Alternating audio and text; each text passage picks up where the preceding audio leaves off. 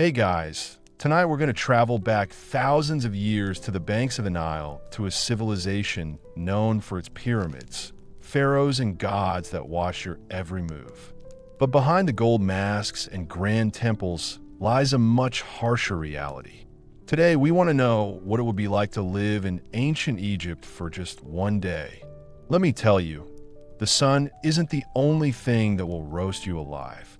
So, before you get comfortable, take a moment to like the video and subscribe, but only if you genuinely enjoy what I do here. Please tell me in the comments where you are and what time it is where you are. It's always interesting to see who's joining us from around the world. Now, turn off the bright lights. You could turn on a fan for a soft background hum. Let's start tonight's journey slowly. Welcome to ancient Egypt, a land of pyramids, gods, and relentless ultraviolet violence. Even before you open your eyes, the sun is blasting through your hut, as if it's auditioning for the role of unforgiving sky god. There are no curtains or blinds and no air conditioning. It's just the harsh, relentless heat of the desert, cooking everything, including you by breakfast. You're lying on a straw mat with a linen sheet that's more suggestion than protection. The cool breeze you've heard about in those travel documentaries. Yes, it has gone.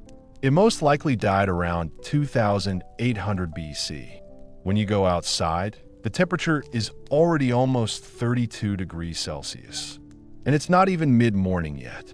The sun wasn't just important in ancient Egypt. It attacks your linen tunic. It's useless. It's like wearing tissue paper in a sauna. And don't even think about sunscreen. There's no aloe vera, no sun cream, not even a floppy hat with a logo from a beach resort. The ancient Egyptians used protective oils, but unless you were rich or worked in a temple, you couldn't get any. The best option is to cover yourself in mud or crocodile poo, as this might stop you from burning like a human torch. The focus is on strength. By midday, the stones under your feet are hot enough to cook lentils. Shade is a luxury. Trees are rare. You might feel a bit better if you hide behind a mud brick wall, but even that wall is sweating by now. You, on the other hand, look like you've been thrown into a clay oven and forgotten to set a timer. And you better not complain. Ra, the sun god, is watching. In ancient Egypt, the sun wasn't just a matter of the weather. It was God's will. The hotter it was, the more powerful Ra felt. If you're melting, it's a sign of spiritual connection. To put it simply, surviving one day in ancient Egypt requires drinking enough water, being humble, and being able to tolerate the feeling of being cooked alive. And this is just the morning. You're finally out of bed, or rather off your uncomfortable straw mat. The Nile is very close, so it's easy to get to. The bad news is that you can already smell it before you see it. Yes, the mighty Nile, the river that gave life to ancient Egypt, was seen as sacred. It was the reason that civilization here even existed. But to be honest, it also smells like a fish market that has had a bad breakup with the swamp. The banks are full of flies, frogs, and other creatures that probably shouldn't have legs, but do. But this is where you bathe. Soap hadn't been invented yet, and even if it had, you couldn't afford it. Instead, you use the latest cleansing technology. Sand. That's right. Exfoliate your skin the Egyptian way. Rub yourself down with coarse grains, and you're good to go. It's like nature's sandpaper, but not as effective. People also wash their clothes in the Nile. When we say washing, we mean hitting them against rocks while praying that a crocodile doesn't mistake your laundry for a tasty midday snack. Oh, and to make things more fun, let's not forget the occasional sewage flow from upstream. Remember, people, animals, and the occasional funeral boat all use this river. And yet, somehow, this is considered clean. You scrub, rinse, and feel a bit less sticky, but you still feel a bit worried about leeches. If you live in the city of Memphis or you're a thief, you might be lucky enough to use a public basin or cistern. But if you're not, you'll have to use the Nile. And you can't expect any privacy. This is a public bathing space shared by families, neighbors, livestock, and the odd ibis pecking around your ankles like it pays rent. Water jars are filled and balanced on heads, then carried back to your mud brick house before the midday heat turns the clay into toast. It's a daily ritual that is spiritual, necessary, and slightly traumatic. So, yes, the Nile is sacred. It feeds you, cleans you, and quenches your thirst. But let's not pretend it's perfect. It's a mix of miracle and biohazard, and it's all you've got. You have now crossed the crocodile-infested Nile River. You've sandpapered yourself quite a bit, and your body feels like a baked figure. It's time for breakfast. This is the most important and least glamorous meal of your day in ancient Egypt. Let's be clear about what we're expecting. There are no egg benedict, no fruit bowls, and absolutely no iced lattes. In ancient Egypt, breakfast was more about getting energy back up again after a night's sleep than about enjoying food. You can sit on a stool if you have one, or just squat in the corner like everyone else. The main dish, bread, lots of it. It is dense, coarse, and often as chewy as a leather sandal. It's made from emma wheat or barley and baked in clay ovens that the local rats might share. And don't be surprised if there's sand in your slice. It's not a topping, it's just something that's been ground in. You could say it's a daily dose of minerals. Then it's time for the beer. But don't get too excited. This ale is not as clear and fizzy as it should be. This bread is thick, cloudy, lukewarm, and liquid. There's more porridge than pint. It contains lots of calories and is slightly fermented. A medieval smoothie that tastes a bit like sour cereal and survival. Even children drink it. I'm not trying to be edgy, but it's safer than water. At least the brewing process kills the parasites. Unlike the Nile, which we just discussed, is basically a petri dish.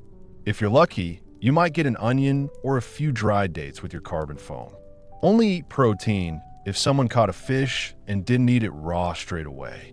As you eat your rock-like bread and drink your porridge, flies buzz around you like it's a buffet, because it is. You swat at them with one hand, hold your cup with the other, and try not to think too hard about the fact that this is likely the best meal you'll have today.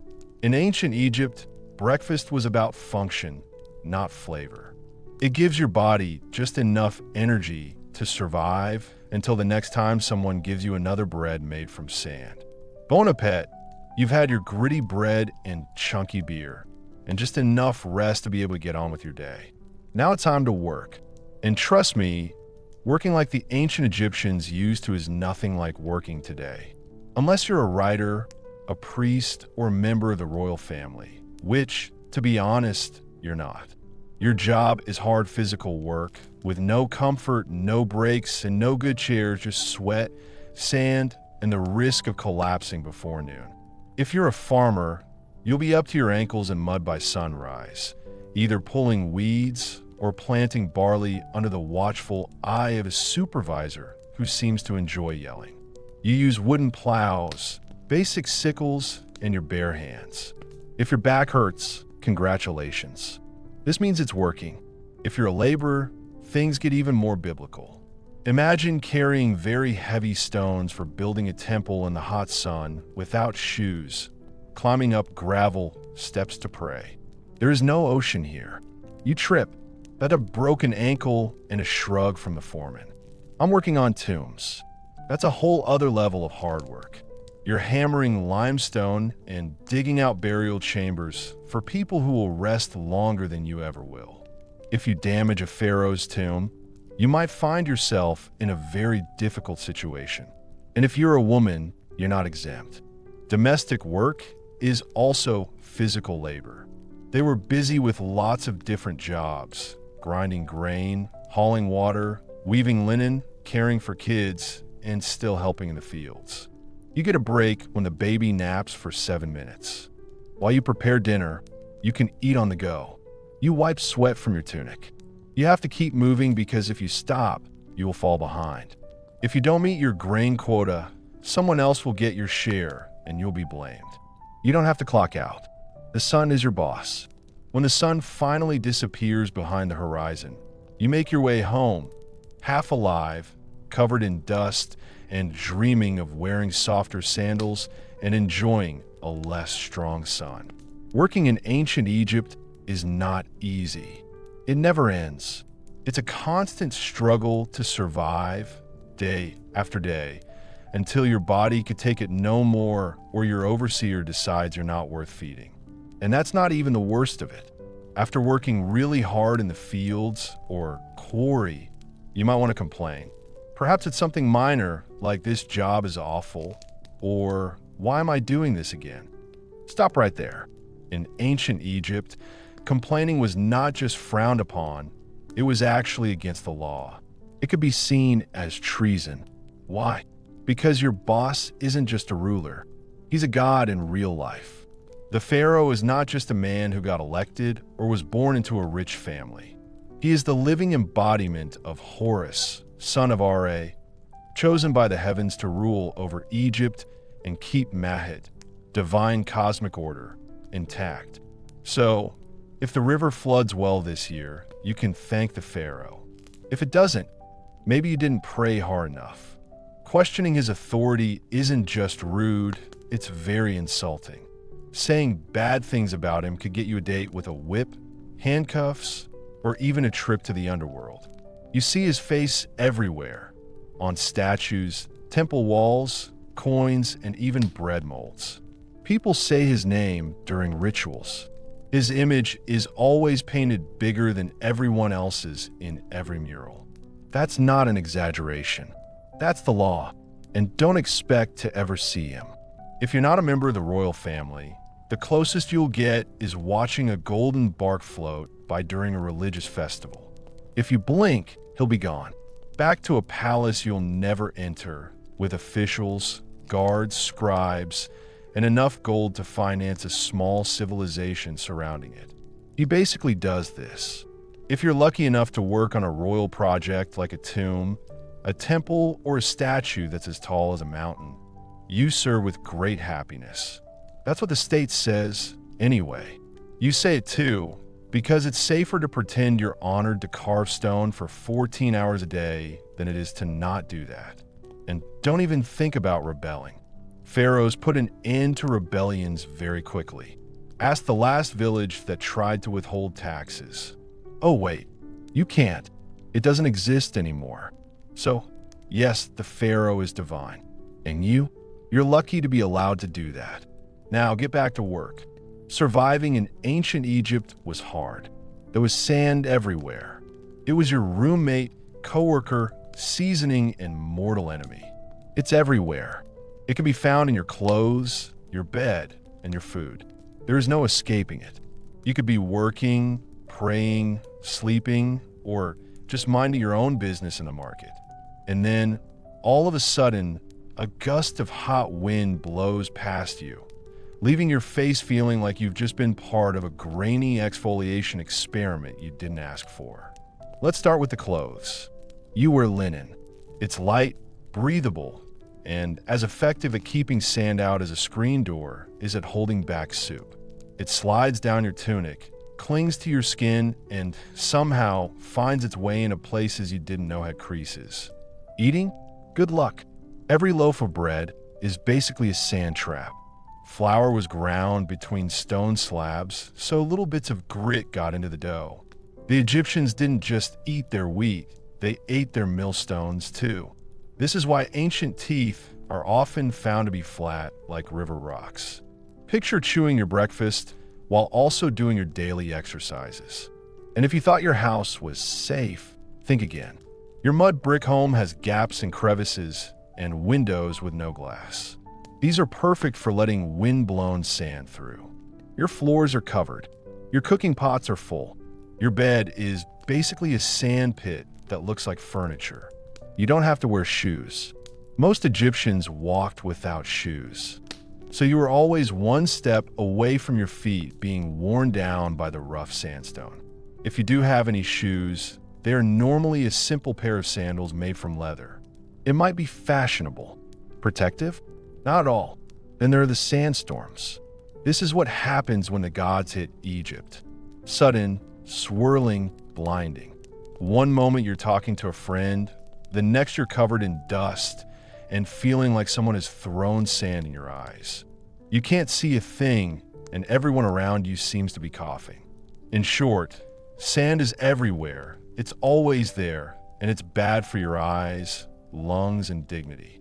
It's not just the background to your life. It's part of your body now, and you can't wash it off. You already tried in the Nile, which is probably full of more sand. In ancient Egypt, religion was not just something you did in your free time. It's the operating system for everything. Everything you do, like your job, diet, and how clean you are, is decided by gods who have very particular ideas about it. First, understand this. The gods are everywhere. Your town has temples to many different gods and goddesses, each one in charge of a particular important job. There's Ra, who controls the sun like it's a fancy taxi.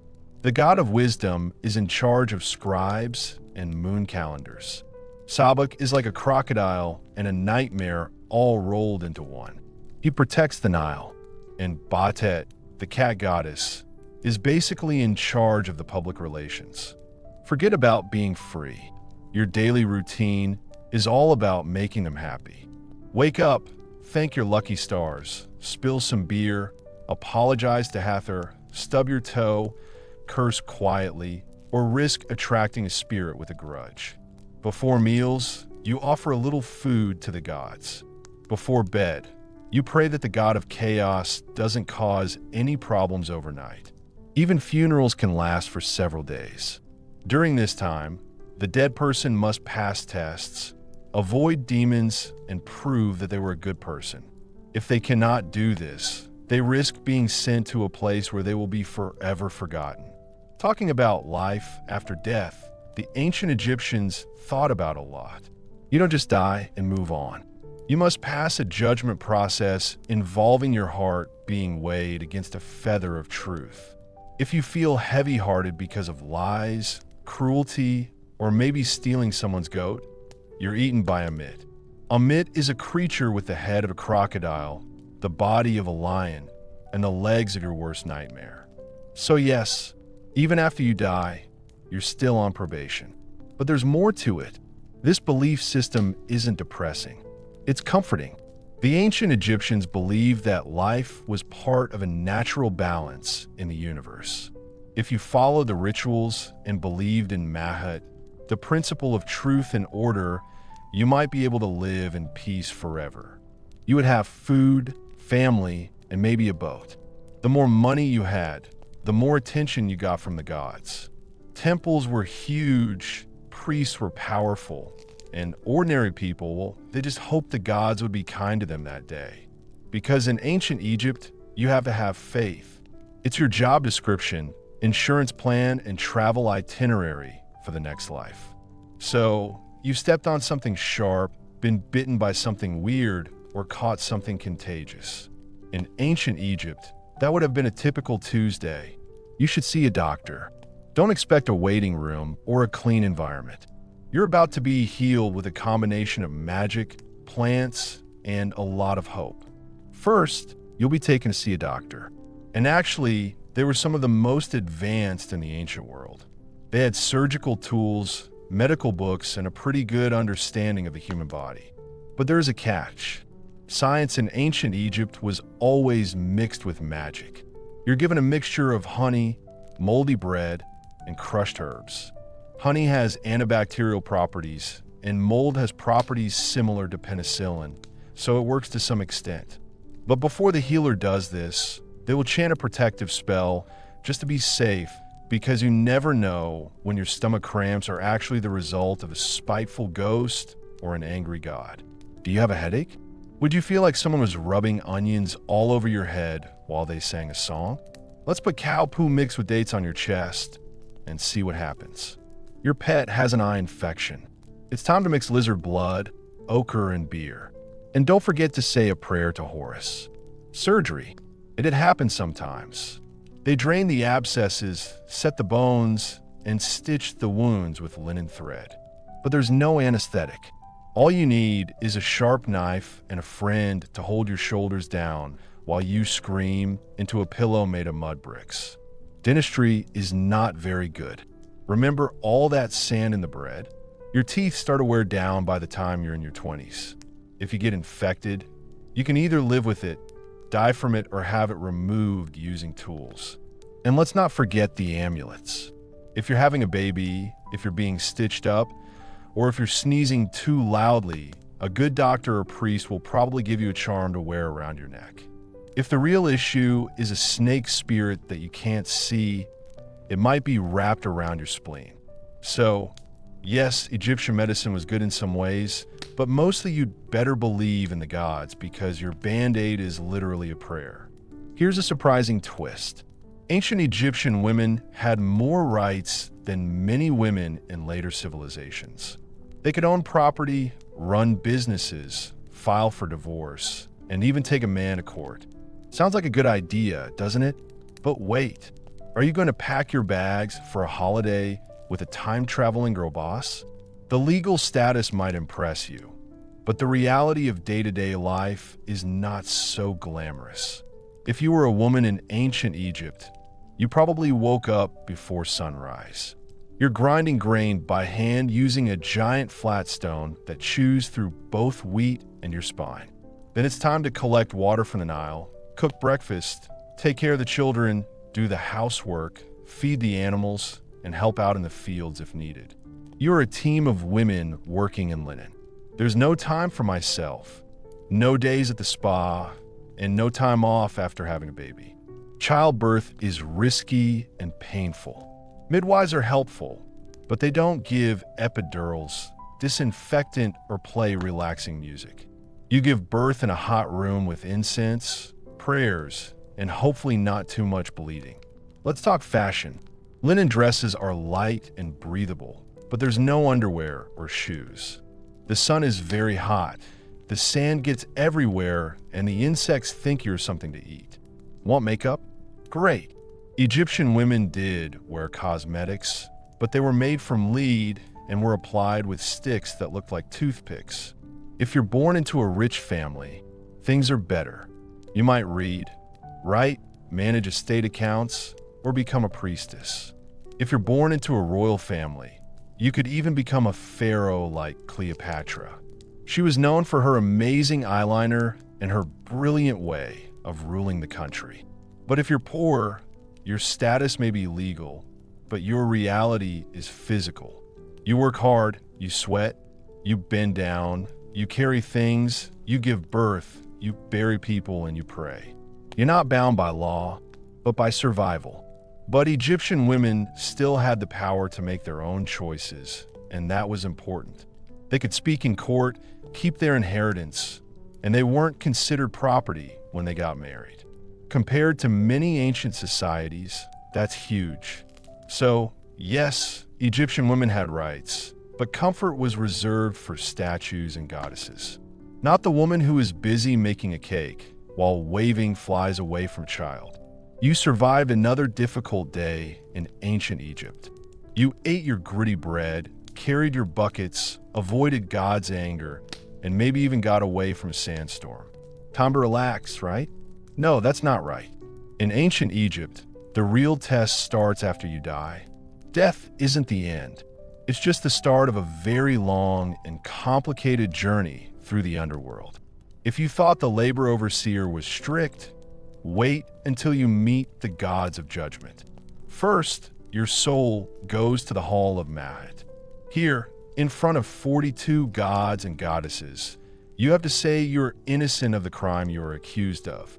This is basically the oldest legal deposition in history. You say things like, I did not steal. I didn't lie. I didn't cover my neighbor's donkey.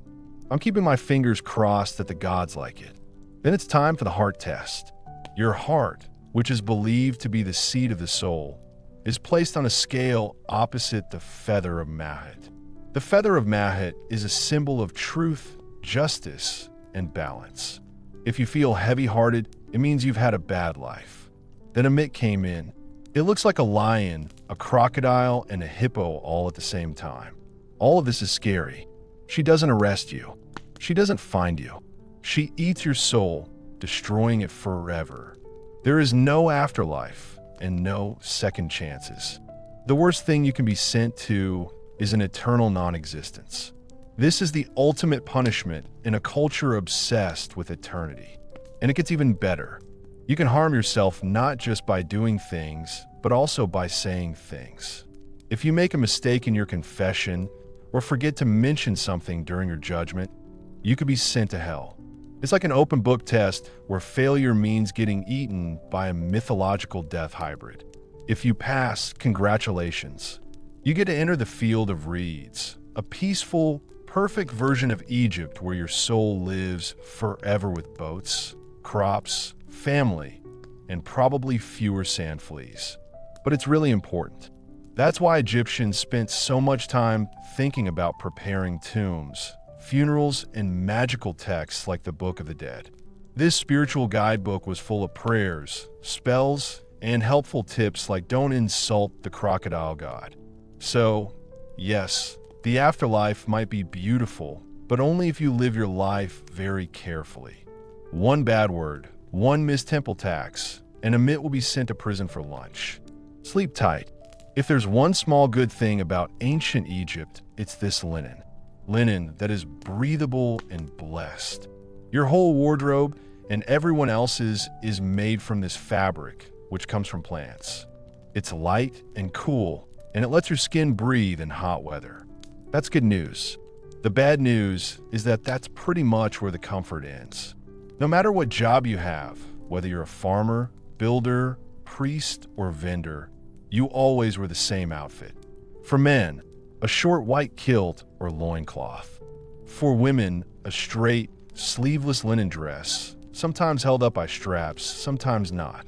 If you're from an upper-class background, you might have pleats, beads, or fancy patterns. If you're not, it's plain white or slightly gray, depending on how long it's been since you washed it. Oh, and it's laundry day. You're scrubbing your clothes with your hands in the Nile, hoping that a hippopotamus doesn't come out of the water while you're doing so. Most people go barefoot. Sandals made from woven reeds or leather are only worn on special occasions or by temple priests. So, unless you're royalty, expect to spend your days with hot sand between your toes and possibly a sharp rock in your heel. Accessories are great, but they should be practical.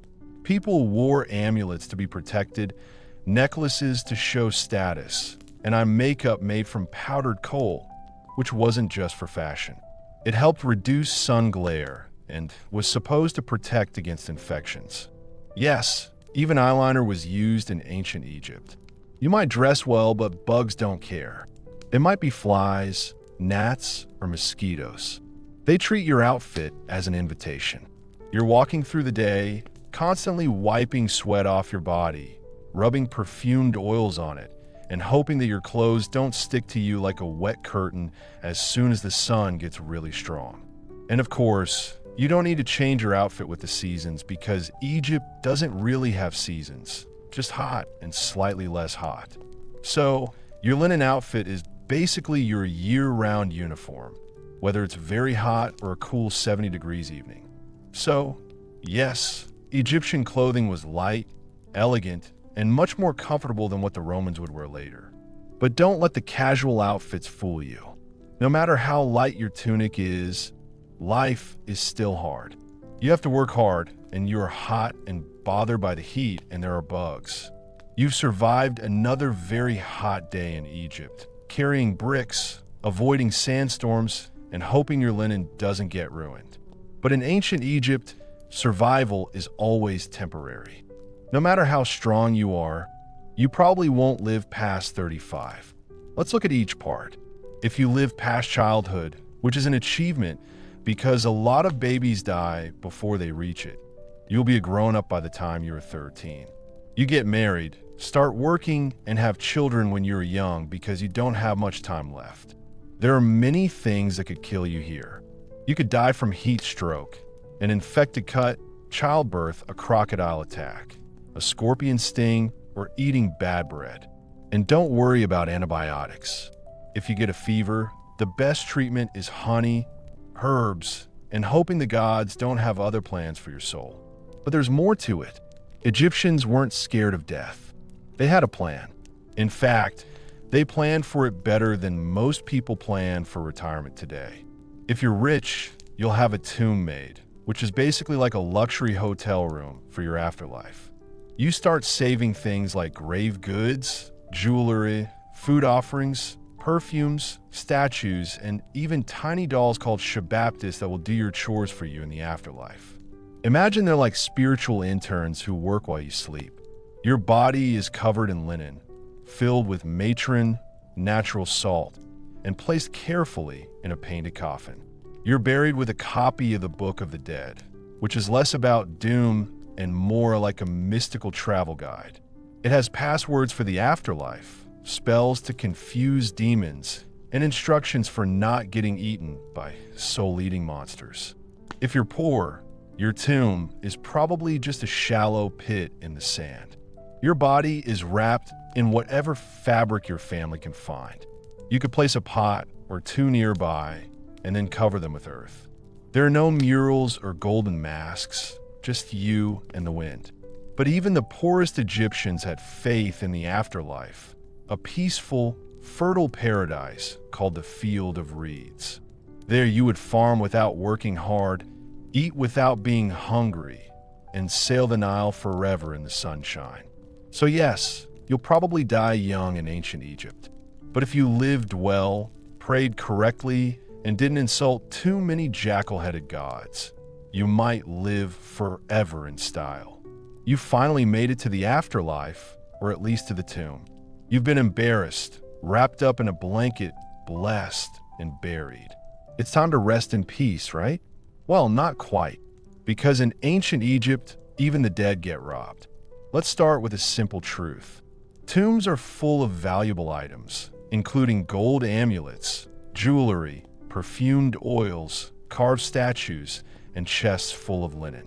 For pharaohs, there are even boatloads of treasure. It's all meant to be taken to the afterlife. But treasure in a tomb is basically an open invitation for someone with a hammer and bad intentions. Tomb robbing was so common that it became a full-time problem.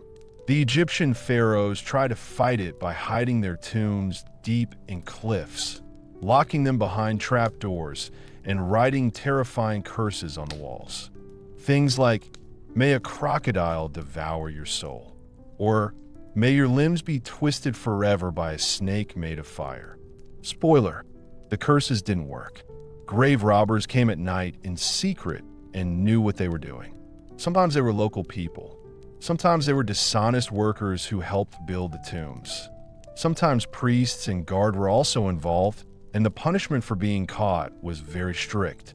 Think public beatings, mutilation, exile, or death. But considering how valuable tomb goods were, especially gold and rare incense, the risk often seemed worth it. After all, the dead don't fight back. But it's not just the rich who got robbed. Even ordinary people's graves were dug up. Poorer Egyptians might have been buried with a small pot of beer or a loaf of bread to help them in the afterlife. It was still worth stealing. There was hardly any food. Tools were valuable. Linen was used as money. The irony is that tomb robbing wasn't just about greed. Sometimes it was about survival. Egypt has experienced famines, political collapse, and invasions. A worker who is hungry might break into a tomb not for treasure, but for food. And when your children are starving, a few funeral offerings look less like sacred objects and more like dinner. So in ancient Egypt, you're not safe just because you're dead.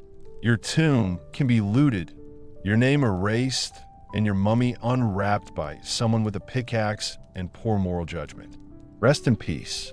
This is only a good idea if no one knows where you're buried. We've all seen them. Those amazing, strange carvings on the walls of temples and tombs. There are birds, eyes, snakes, lotus flowers, and men walking sideways like they're on a catwalk. Ancient Egyptian hieroglyphs. It looks amazing and is really hard to learn. They look cool, but they're really hard to read. Hieroglyphs were more than just decorative art. They had a full writing system with over 700 characters, and more were added over time.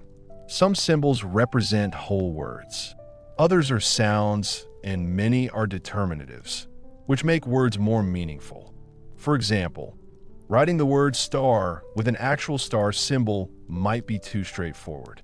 And don't expect spaces or punctuation.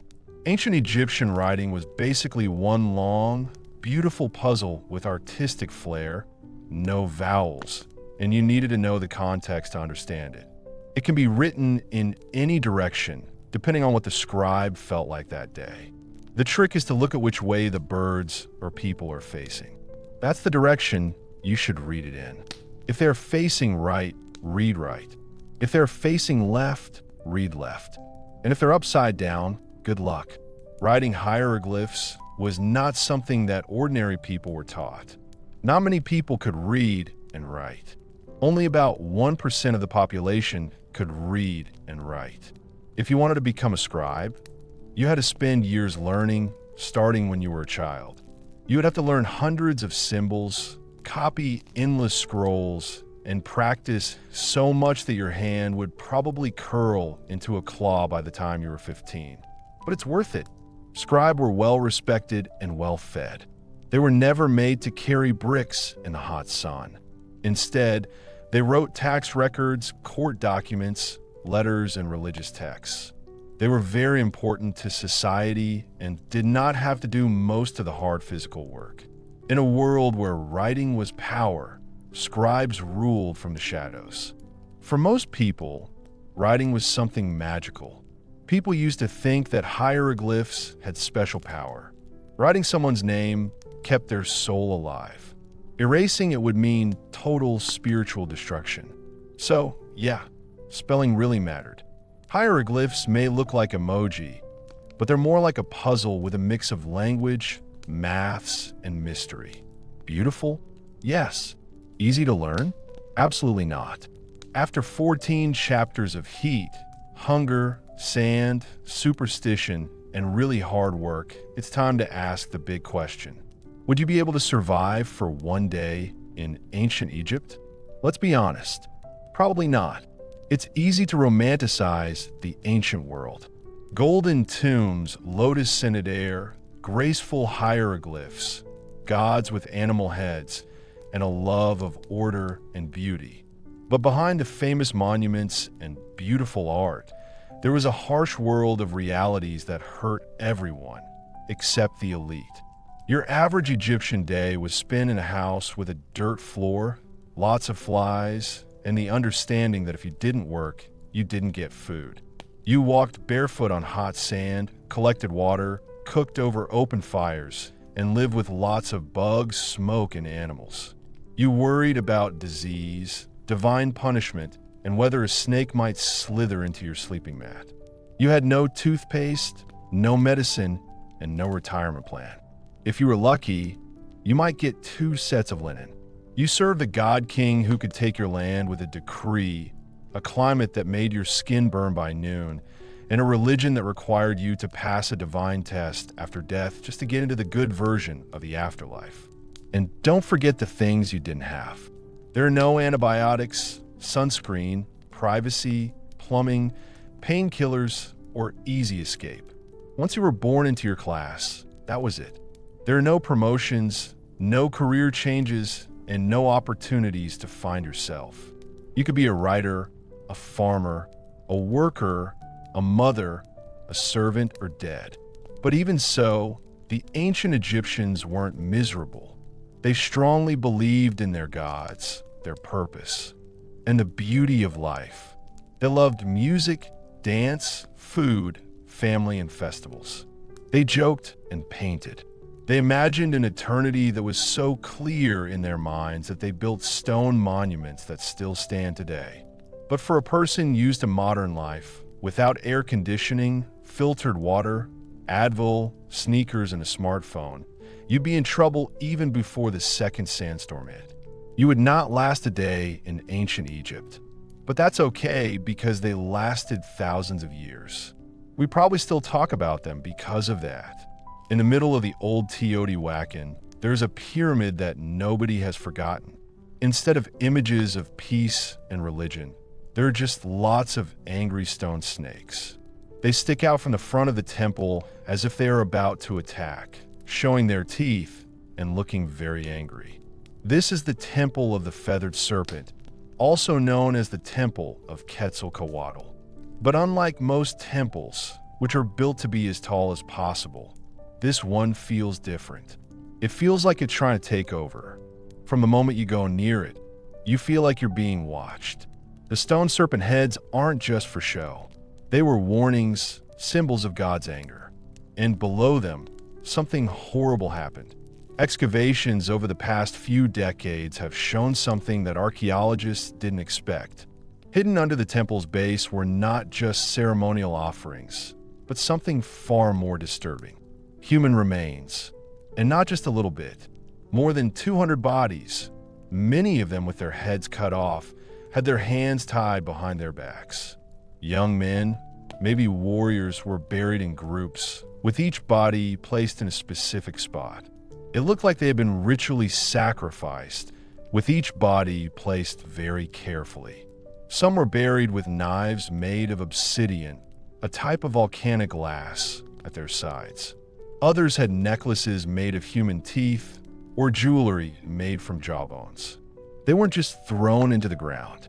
They were placed in positions that have a special meaning. It's clear that this was not a mass grave. It was a message, a divine transaction carved into stone and sealed with blood. But what kind of belief system justifies such horror? Who said it was okay to take so many lives at once? The Temple of the Feathered Serpent was more than just a place of worship. It was a place of power where rulers used ideas about the universe, war, and fear to control a city of more than 100,000 people. This ritual bloodletting may have been the cost of keeping the universe in balance. When you stand in front of this temple and look at the stone snakes, you're not just seeing art or architecture. You're looking into the eyes of a civilization that believed the gods needed blood and that they had every right to give it to them. But who were these people who ordered the violence and then disappeared? The answer is in the shadows of Teotihuacan. Before the Aztec Empire and the Maya's cosmic calendar, there was Teotihuacan, a city like no other in the ancient Americas. The Aztecs, who came later, named it after themselves because they believed that the gods had been born there. When you walk through its huge avenue of the dead, with the pyramids rising up to the sky on either side, you start to understand why. At its height, around 100 to 250 CE, Teotihuacan was a very big city of over 100,000 people, making it one of the largest cities in the world at the time. It was as big and important as ancient Rome, Alexandria, and Chang'an. The city had been carefully planned. It had wide streets and houses for families. There were also buildings made from volcanic stone. And in the middle of it all, there are 3 huge pyramids. The Pyramid of the Moon, the Pyramid of the Sun, and the Temple of the Feathered Serpent. But here's what makes Teotihuacan different. No one knows who built it. Even now, we don't know the names of the people who built this place. We don't even know what they called themselves. There are no written records or kings' names carved into stone. Teotihuacan seems to have been a society ruled not by one person, but perhaps by a council, a theocracy, or something we don't understand about ancient power. And despite this, their influence was huge. Evidence of Teotihuacan's power has been found hundreds of miles away from the Maya cities of Tekal and Copan to the distant Zapotec capital of Monte Alban. They include obsidian blades, ceramic styles, murals, and even political meddling. In one case, Teotihuacan emissaries may have helped overthrow a local Maya king to install a ruler more favorable to their interests. But how did they manage to build such a huge network? How did a city with no known writing system have such power across Mesoamerica? The answer may lie in how they combined ideas about the universe with politics. Their temples were more than just places of worship.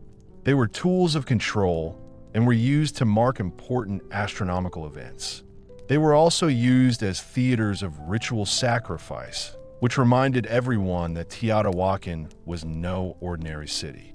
It was the center of the world, a special part that kept time, fate, and blood flowing at the same speed. And at the center of it all was the temple of the feathered serpent. To understand the temple, you must first understand the deity it was dedicated to, the feathered serpent. The Aztecs called this god Quetzalcoatl, and the Maya called him Kulkan. He is one of the most mysterious gods in Mesoamerican mythology. But in Teotihuacan, hundreds of years before the Aztecs became powerful, the feathered serpent was already a very important god. But here's the strange thing. What kind of god is a snake and a bird? Think about that. Snakes slither through the underworld. They shed their skin, which represents new beginnings, the idea that everything has a dual nature and death. Birds fly high in the sky, closer to the sun, representing freedom, divinity, and life-giving wind. When you bring together earth and sky, death and life, chaos and order, you get something that is totally cosmic and incredibly powerful. The feathered serpent was more than just a god. He was a bridge between worlds. On the outside of the temple, there are dozens of his images carved into the stone. People were wearing goggles, showing their teeth, and wearing fancy headdresses. Some historians think that these are representations of the god himself. Others suggest they're warriors or religious leaders wearing special clothes to show their authority. Either way, they are everywhere. The temple is covered in these snake-bird hybrids, as if the building itself is filled with a divine presence. But the feathered serpent wasn't just a god of the heavens. He was closely connected to sacrifice. Blood was the fuel that kept the universe moving. Later, people remembered Quetzalcoatl as a kind and peaceful god. But in Teotihuacan, he had a much darker role. He demanded offerings of more than just incense or money. He wanted people to give up their lives. In some stories, he went to the underworld to get the bones of the dead and make people. But to bring life from death, there had to be a trade. The gods gave themselves for humanity, and in return, humans were expected to do the same. The Temple of the Feathered Serpent was more than just a monument to faith. It was a special tool that was used to connect the sky, the earth, and the underworld through special rituals. Every stone, every snake head, every buried victim was fed into that system. Teotihuacan didn't just worship the feathered serpent. They embodied his logic, his paradox, his power, and his blood. The most disturbing truths were hidden beneath the surface. For hundreds of years, the Temple of the Feathered Serpent stood there silently. It was a weathered, imposing structure, half swallowed up by time. People living nearby would tell stories about it. Scholars tried to guess what it was. But nobody knew what was under the stones until archaeologists dug there in the late 1980s and early 2000s. What they found was not only unexpected, it was also very worrying. Under the temple, there were a series of long sealed chambers and pits, each filled with carefully arranged human remains. These weren't the messy results of war or disease. These were deliberate sacrifices done in a planned way and following a set ritual. The victims, numbering over 200, were young men, many between 15 and 25. Some wore necklaces made of human jawbones. Others had their hands tied behind their backs. Some people were cut off from their heads. Sharp black knives, like obsidian, were scattered on the ground nearby. The clear signs of ritual slaughter. And this is where it gets difficult. The arrangement of the bodies followed patterns based on shapes and symbols.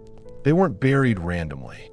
They were placed in the four corners, with the north, south, east, and west sides. This was probably to mirror the cosmos. Even a number of bodies was important. It wasn't just about death. It was about meaningful death. Offerings were placed around the victims. They had jaguar bones, serpents, exotic shells from the distant Gulf Coast, figurines, and obsidian blades that had never been used in battle. This wasn't a punishment. It was a gift. These young men, who were probably warriors, had been chosen not to die in disgrace, but to die as part of something greater. The Teotihuacanos believed that building a temple might have meant killing people. It was as if every stone had to be made holy by blood. Each layer was built only after an offering had been made. The more you look, the more sacrifices you find. In one of the rooms, archaeologists found complex tunnels filled with mercury and mica, which are materials often found in the underworld. The floor shone like water. Was this a symbolic journey to the land of the dead? A mirror of a night sky? The more they dug, the more it felt like the temple was built to hold death and instead of on top of it. The blood didn't stain the stone by accident. The stone was meant to hold the blood, and it was all for the gods. Look more closely at the Temple of the Feathered Serpent, and you will see something strange and unnerving. It doesn't just sit on the landscape. It is in harmony with the universe. Teotihuacan wasn't built randomly. The whole city was built along straight lines that followed the stars. Its central avenue of the dead runs at a 15 degrees angle away from true north. This was not a mistake, but a deliberate change, possibly to match the position of the Pleiad star cluster or the sun on certain ritual dates. The Temple of the Feathered Serpent is located along this avenue, which is part of a grand celestial design. But why? What are they trying to align with? This is something that archaeologists have been discussing for many years. Some people think that the temple is built to match the sunrise at the equinox. Others say it is connected to Venus, the planet that was most important to the Mesoamerican civilizations that lived there.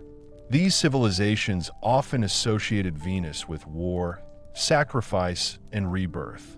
When Venus rose or set, wars were declared, offerings made, and temples activated with ritual fire. Even the temple's size seems planned. The number 7, which is the number of visible planets, is used in its step platforms. There's symmetry, rhythm, and a great understanding of both everyday maths and cosmic cycles. And there are more clues to be found. In 2003, archaeologists found a tunnel under the temple. It's not a rude or harsh world, but a hidden world that's underground. The walls were once covered in powdered pyrite, a shiny mineral that would have reflected light like starlight. Combined with the mercury pools and microline walls, the tunnel seemed designed to replicate the cosmos itself. Walking through it would be like traveling through the Milky Way. This is a symbolic journey to the underworld, or perhaps to rebirth. Was this temple not just a place for sacrifice, but a machine that controlled the whole universe? A door that connected the earth, the sky, and the spirit world. Some scholars believe that Teoti saw time as circular, not linear. Every ritual, every building, and every sacrifice wasn't a one-time thing. It was just part of a never-ending cycle. Death leads to new life, and sacrifice creates new growth. The temple's alignments may have helped predict celestial movements, coordinate harvests, and more importantly, time when to offer blood. The Temple of the Feathered Serpent wasn't just looking at the stars. It was trying to speak to them. The Temple of the Feathered Serpent was more than just a spiritual place. It was a political weapon. Its very design was meant to be overwhelming, to scare anyone who saw it, and to remind everyone who was in charge in Teotihuacan. Try to picture what it would have been like to stand in its shadow 1,800 years ago. If you were a visitor from a smaller city-state, you would arrive at the Avenue of the Dead and be amazed by the sheer size of Teatia. But when you reach the Temple of the Feathered Serpent, you would freeze. The snakeheads look at you, showing their sharp teeth. Jaguar symbols make a growling noise from the stone. The square in front used to be the site of huge gatherings, both for fun and for public events. You might even see a sacrifice. The leaders of Teotihuacan understood something very important. Fear is power, and nothing scares people more than the anger of a god. By arranging public executions in broad daylight, surrounded by images of death and cosmic symbols, they sent a clear message. The gods are on our side, and we are not afraid to feed them. But this wasn't chaos. This was theater. Priests wearing feathers in their heads and masks made of obsidian, a type of dark gray stone, would chant, dance, and even spill blood, turning stories about the universe into political shows. It wasn't just about pleasing the gods. It was about reminding everyone watching that the city's rulers had direct access to the divine. They could do anything: open the heavens or summon rain, protect the people, or destroy their enemies. Even the buildings helped spread this message. The leaders of the temple could see the plaza below from the top. They controlled the story and the setting. People looked up to the gods, the rulers, and the sacrifices, and knew their place.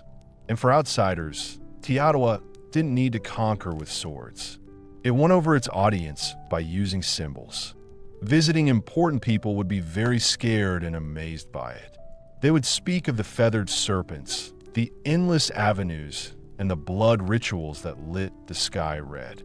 In a world where gods ruled through fear, Teotihuacan was their chosen mouthpiece, and the Temple of the Feathered Serpent was the loudest voice of all. At its peak, Teotihuacan was the most important city in Mesoamerica. It was a city of fire and stone, of gods and blood, and it seemed like it would last forever. But around the year 550 CE, something changed. Something broke, and the silence that followed was as scary as the temple's stone snake heads. The fall of Teotihuacan was not a big, exciting event. It was gradual, then sudden. The signs of strain appeared decades earlier. This meant that the engine was not working as well as it should. We have proof that there was a long time when there was not much rain, crops failed, and people were unhappy. The systems that had kept this huge city and the power of one person in charge and religion and the order of the universe started to break down. Then there was a fire. Experts have found lots of layers of burned earth across important buildings, including signs of violent destruction at the Temple of the Feathered Serpent. It's strange that the areas where people live in the lower part of the city were mostly untouched. This wasn't an attack from outside. This was a revolt, a rebellion, possibly from within. The very people who once watched sacrifices in awe may have risen against their priest kings. The Temple of the Feathered Serpent, a symbol of divine authority, was ransacked. Sculptures were damaged. Fires were started. Holy places were treated disrespectfully. And then there was silence. Teotihuacan wasn't completely left behind overnight, but it lost its spirit. Trade networks fell apart.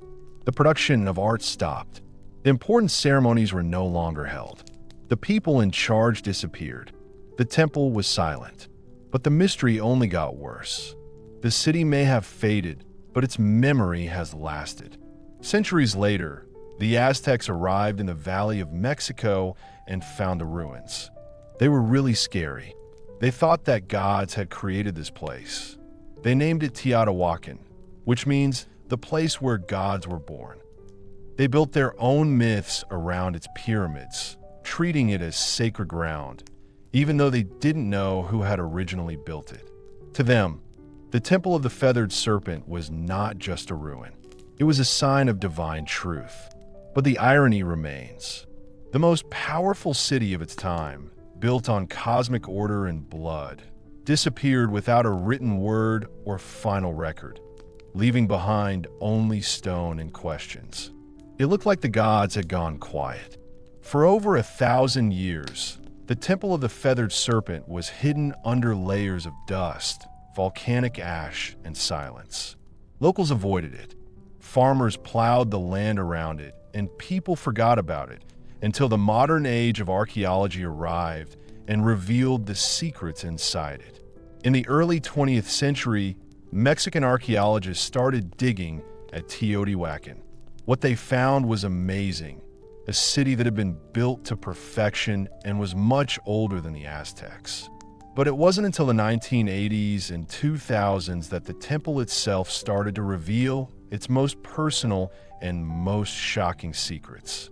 One of the most exciting discoveries was in 2011, when researchers found a hidden tunnel under the temple of the feathered serpent.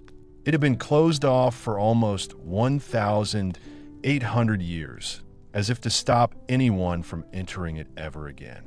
After years of digging, scientists found a cosmic corridor, a symbolic underworld lined with pyite to look like a starry sky, pools of liquid mercury, and thousands of ritual objects. Jade statues, rubber balls, obsidian blades, and even carved wooden masks. It felt less like a tomb and more like a message. Why would the ancient builders go to such lengths? Or were they trying to hide? Some experts think the tunnel was used in initiation rituals. Others suggest it was a symbol of the creation of the world. They think it was a mythological womb where gods were born, where kings were made, where humans and the cosmos agreed on divine order. The mercury, which was once thought to be poisonous, may have been the water or the liquid that separates the worlds. And among all these shiny pieces was one constant sound. The feathered serpent was still there, not just as a story, but as a picture in murals and carvings, and in the design of the temple itself. The snake hadn't gone away. It had wound itself tightly into the bones of the city, waiting to be found again. With each dig, each jawbone or golden ornament we find, we get a little closer to its message. It was carved, not in words, but in stone, to show sacrifice and shadow. Modern science has given us X-rays, drones, and ground-penetrating radar. But even with all our tools, there's one truth that remains. The temple still keeps secrets. Today, the temple of the feathered serpent stands as a haunting monument. It is a reminder of a civilization that is long gone. It is also a reminder of a way of thinking that joined together power, the universe, and death into one system that could not be broken. Tourists take pictures. Children run past stone serpents, but the ground beneath their feet is full of stories and human sacrifices. And the temple is still there. Its legacy is not just architectural.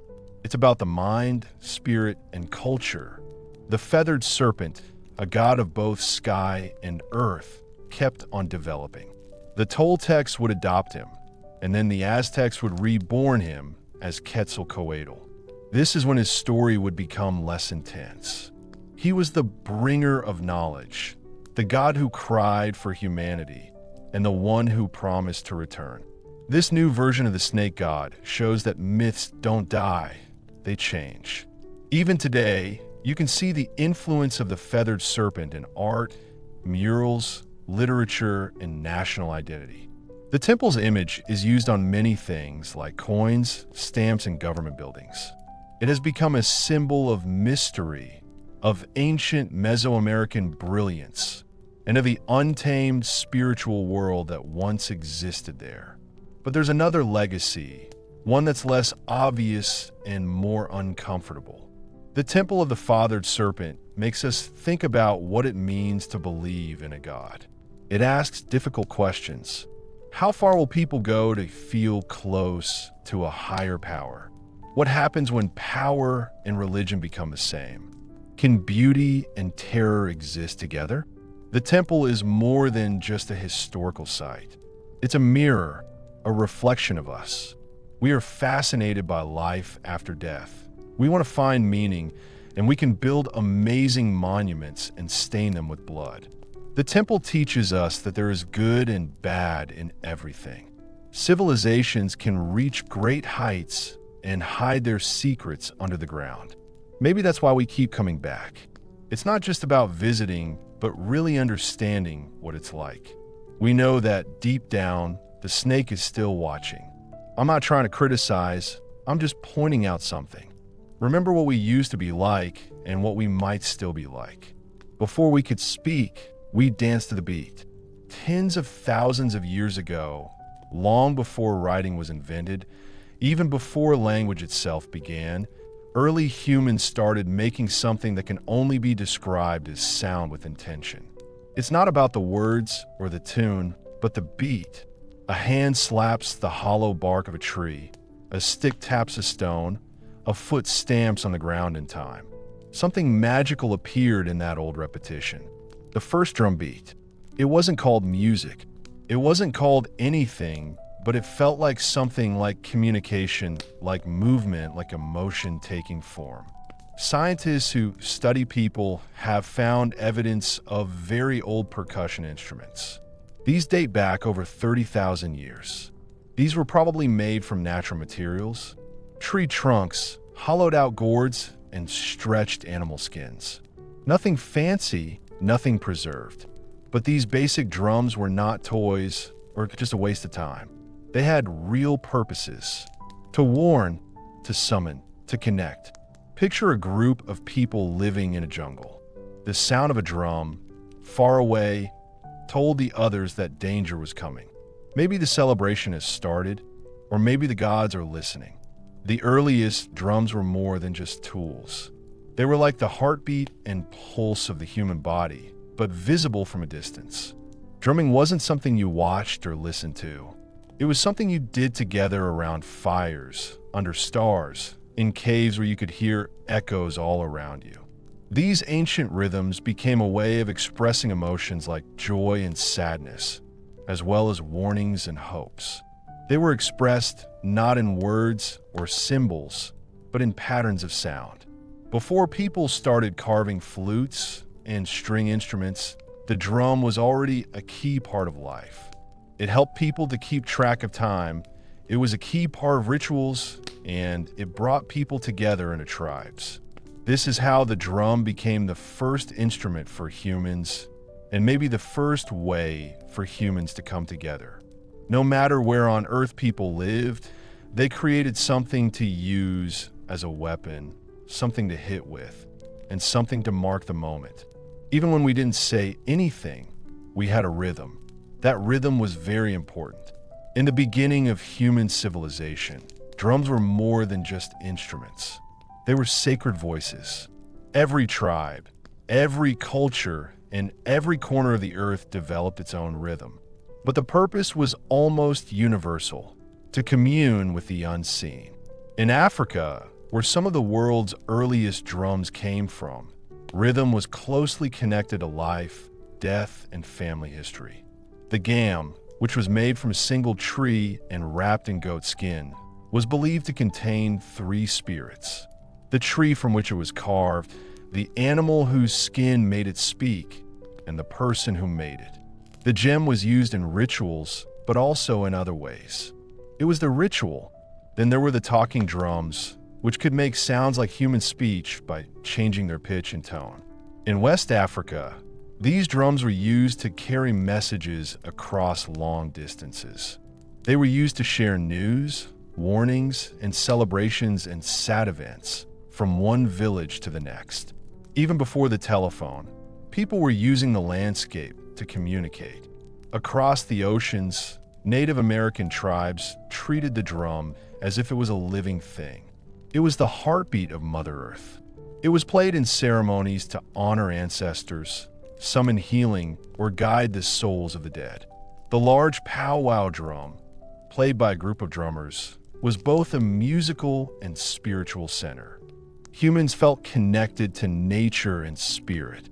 In Australia, the Aboriginal people used clapsticks and stomps to make music during the dream time, a time when the world was created. In the Arctic, shamans from the Inuit community played frame drums to enter a trance. They did this to see visions or to communicate with spirits during the long, dark winters. These weren't performances. These were acts of survival, healing, storytelling, and connection. Playing the drum was a way to remember things. Drumming was a way of belonging, and it was always a shared experience. Drums brought people together in special groups, making everyone feel the same way and thinking the same thoughts. There was no sheet music, no stage, just people moving, hands hitting the beat, and everyone feeling the rhythm. It didn't matter where you stood. If you heard a drum in the distance, you knew something special was happening. It's something you can't describe with words.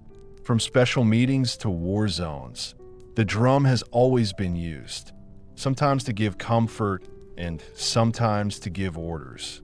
As human societies evolved into kingdoms and empires, drums became tools of domination, instruments of order, and weapons of fear. In the past, armies did not have radios or megaphones. They had drums. In ancient China, huge drums called bows were used to coordinate troops across large areas. With one loud bang, commanders could tell the army to charge, retreat, or move around the enemy from the side. These drums weren't just loud. They were very clever. Each rhythm had a specific meaning, and trained soldiers knew how to listen, even in the chaos of battle. In Mesopotamia, temple drums were used to announce rulers and summon the public. But in times of conflict, they echoed through the city walls, frightening enemies with a deep, loud noise that wouldn't stop. It wasn't just the drums. It was a form of psychological warfare. When the Romans marched, they brought with them the tympanum, a frame drum used in processions and by cults like that of Sibyl.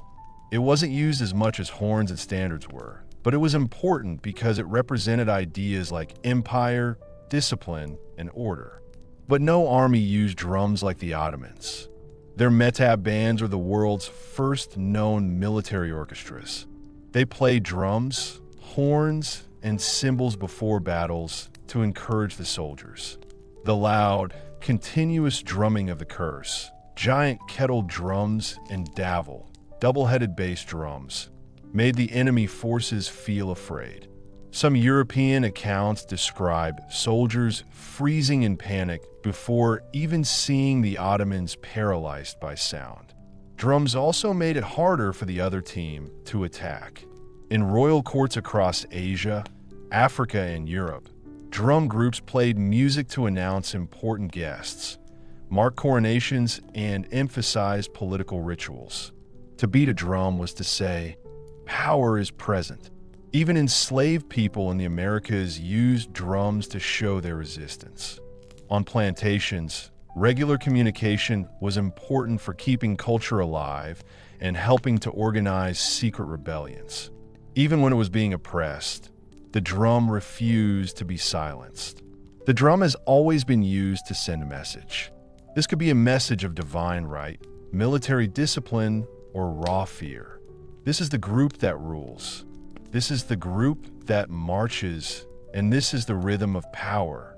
As civilizations spread across continents, their rhythms changed in form, purpose, and philosophy. In the East, drums became tools for accuracy, spirituality, and ceremony. In the West, they focused on military strength and eventually impressive orchestral music. There are two worlds and two paths, but they are connected by a heartbeat.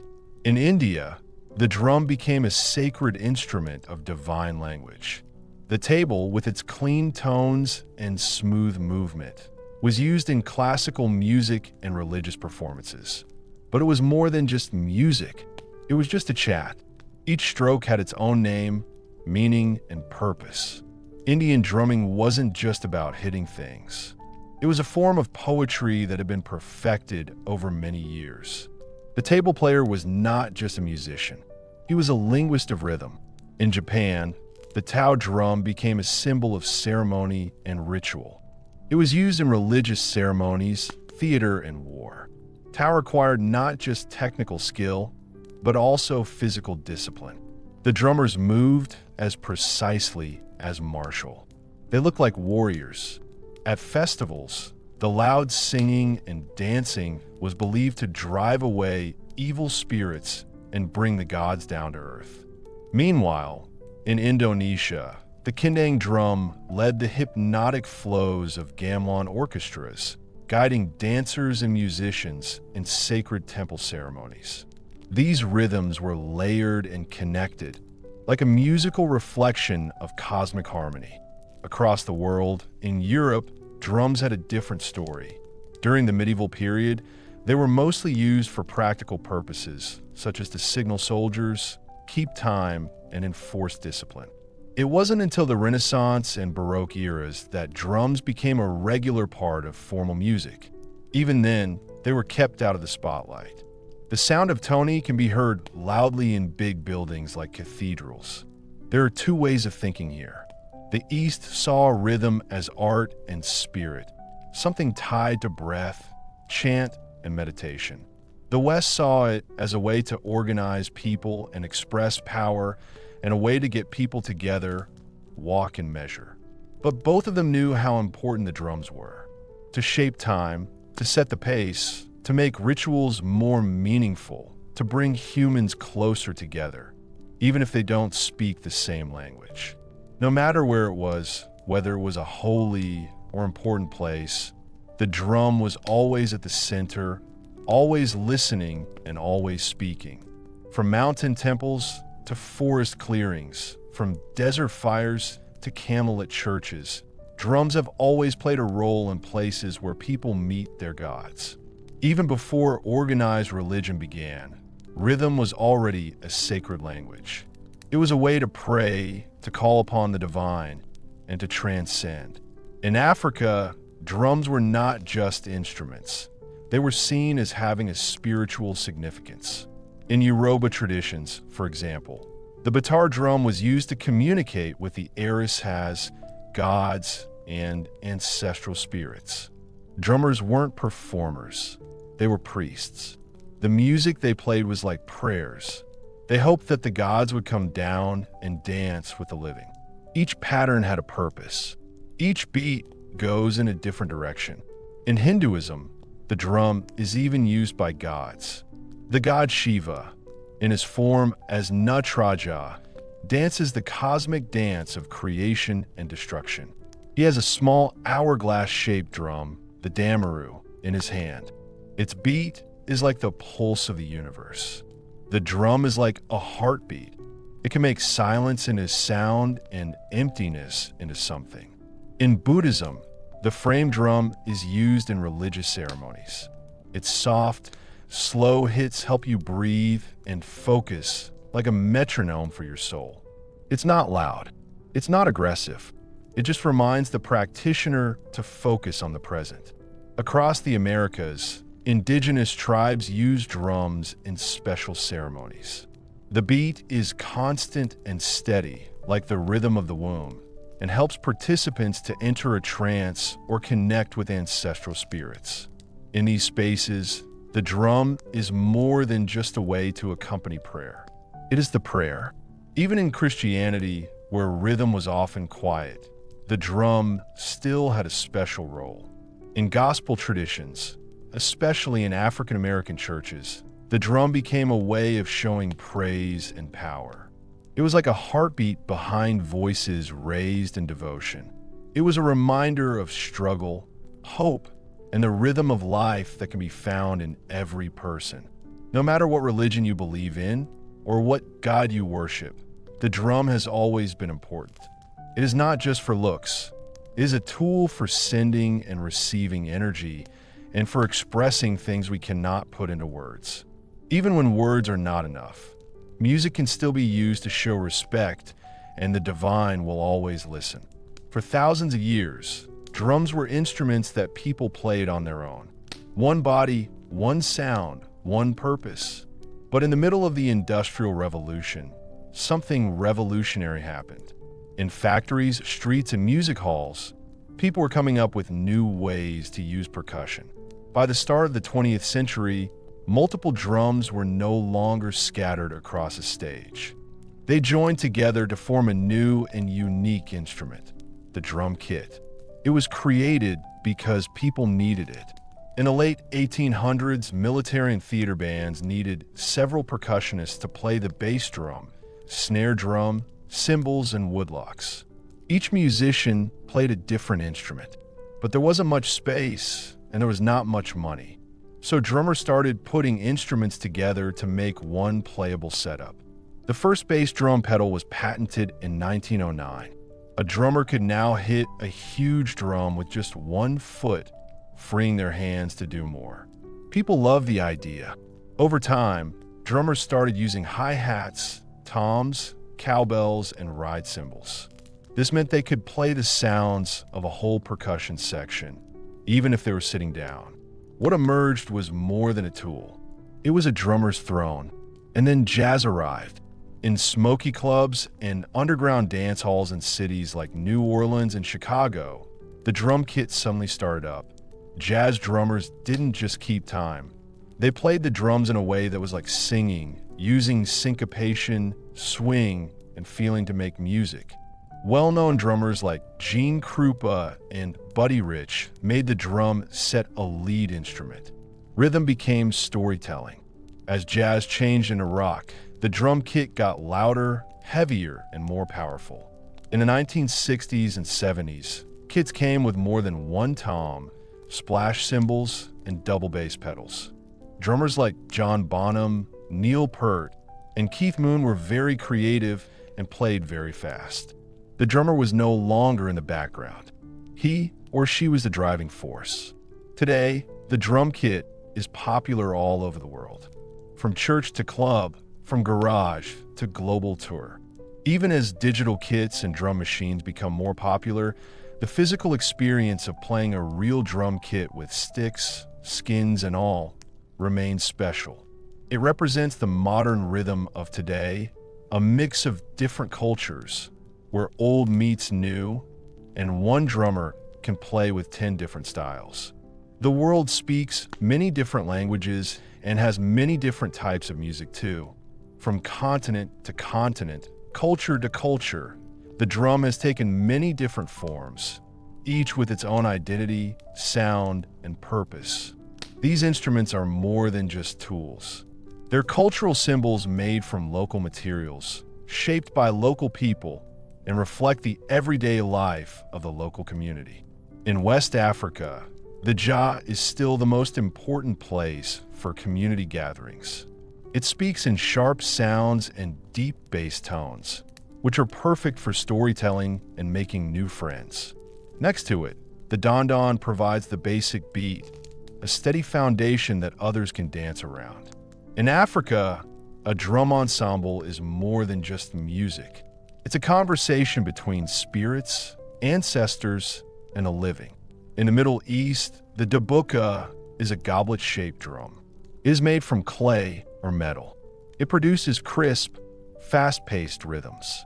These rhythms are essential to belly dancing and classical Arabic music.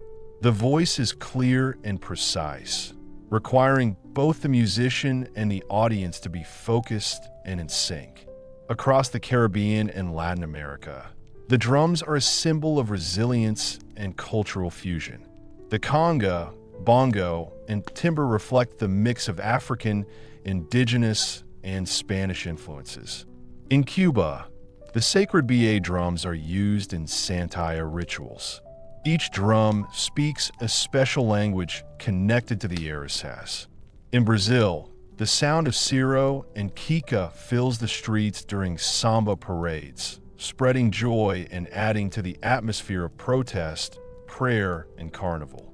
In India, the mridangam and tablar are the most important instruments in South and North Indian classical music. These drums are so precise that they are tuned to pitch, which makes it hard to tell the difference between rhythm and melody. Every finger movement is important. Each stroke is based on centuries of tradition. Then there's the frame drum. This is one of the oldest things in human history.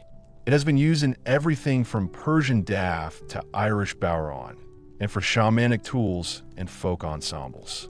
Played with your fingers, mallets, or brushes, it shows that even the simplest music can be very special. What do they all have in common? Purpose. Each drum represents the spirit of its people, whether it is used for dance, healing, rituals, or revolutions. Their music reflects where they come from, including their geography, history, and identity. The global drum family is diverse and universal. The earth always has a rhythm, wherever you go. As the 20th century was ending, the sound of drums started to change. This was not a change in rhythm, but in texture. The physical became digital. The sweaty palms, wooden sticks, and rough fingertips all began to share space with circuits, pads, and software.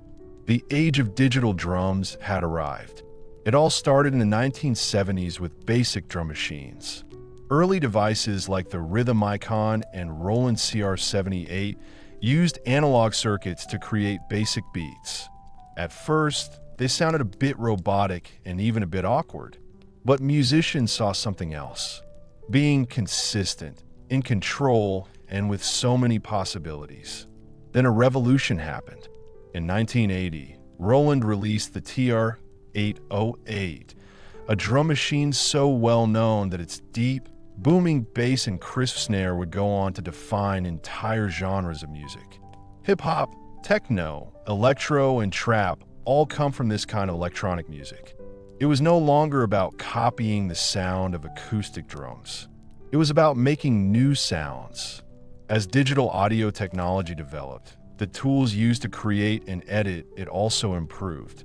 Drum kits with computers built in, like the Roland FE drums, let drummers play naturally while triggering thousands of sampled or synthesized tones. Artists could now practice without making a noise, record without microphones, and switch drum kits with the press of a button. Computers also brought digital audio workstations, DAWs, like Ableton, FL Studio, and Logic. Now, anyone with a laptop can create complex rhythms by adding different sounds like kicks, snares, hi-hats, and sub-bass to make huge music. Finger drumming on MIDI pads became its own art form. Some people were worried that this change would mean the end of traditional drumming, and that it would be replaced by machines that play music exactly the same way. But that didn't happen. Instead, hybridity emerged. Drummers who play acoustically started using triggers and samples in their kits. Producers started combining human-played drums with machine beats. The organic and the synthetic found a groove together. Digital drums didn't erase the past. They reimagined it. Now, a person in a bedroom can make music that was once made by whole orchestras. Old music from Africa, Asia, and South America can be used in electronic dance music. The tools may be different, but the goal is still the same. To move bodies, to shape time, to make silence speak. No matter what time period, empire, or technological advancement you look at, one thing has always been true. The drum is our oldest and most popular sound. From the ancient fire circles of the past to modern concert halls, and from sacred rituals to digital dance floors, the drum has always been more than just a musical instrument. It's about connecting with ourselves, with each other, and with something bigger. It is the heartbeat we all share, not in a metaphorical sense, but in reality. Even before we are born, nestled in the womb, the first sound we hear is that of our mother's heartbeat. Keep going, stay safe and alive. When life begins, we chase that rhythm forever. The drum has been with us through good times and bad, through happy times and times of protest. It has marched beside kings and risen with rebels. It has been heard in temples and subway tunnels. It speaks in every language because it is a language. It bypasses thought and speaks directly to the body, the bones, the blood. When we are sad, we drum to express our feelings. When we feel really happy, we drum to celebrate. And in the quiet moments, we drum to help us remember who we are.